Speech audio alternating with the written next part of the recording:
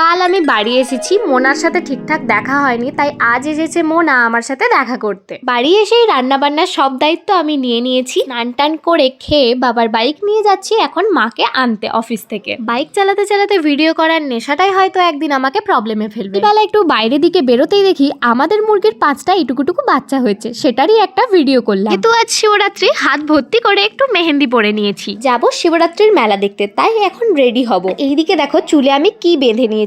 না কিচ্ছু বাঁধিনি, ওই হিটলেস কার্ল ওটাই ট্রাই করছিলাম। কার্লটা দারুণ হয়েছে, আমার তো ভীষণ পছন্দ হয়েছে। তবে এটা মেলা যাওয়ার জন্য একদমই করিনি, জাস্ট ট্রাই করছিলাম কিরকম হয়, তার জন্যই পুরোটা নষ্ট করে নর্মাল সিম্পল চুল বেঁধেই যাব মেলা দেখতে। তবে দেখো কার্লটা কত পারফেক্ট হয়েছে। এমনিতেই আমার কার্লি হেয়ার, বাট এতটা সুন্দর নয়। এসেছি মেলা দেখতে, ওই দিক দিয়ে দিদিও এসেছে ডিউটি শেষ করে। এখন এসেছি ফুচকা খেতে, আজ নিরামিষ তাই শুধু ফুচকাই খেয়েছি। ফুচকা খেয়ে বসে গেছি দিদি আর আমি প্রোগ্রাম দেখতে। প্রচন্ড ভিড়, রাস্তায় এদিক ওদিক একটুও ঘোরাঘুরি না করে চুপচাপ বসে বসে প্রোগ্রাম দেখছি। মেনলি বসেছিলাম সঙ্গীত শিল্পী যশোদা সরকারের প্রোগ্রাম দেখতে, বাট এত লেট করে উনি স্টেজে উঠেছেন যে আমরা আর ওয়েট করতে পারিনি, তাই চলে এসেছি। উনি এখন স্টেজের কাছে যাচ্ছে, আমি ভিডিওটা বানাচ্ছি, কিন্তু তার অনেক পরে বোধহয় উনি স্টেজে উঠেছেন, তাই আমরা ওয়েট না করে বাড়ি চলে এসেছি। Thanks for watching guys, follow for more, tata.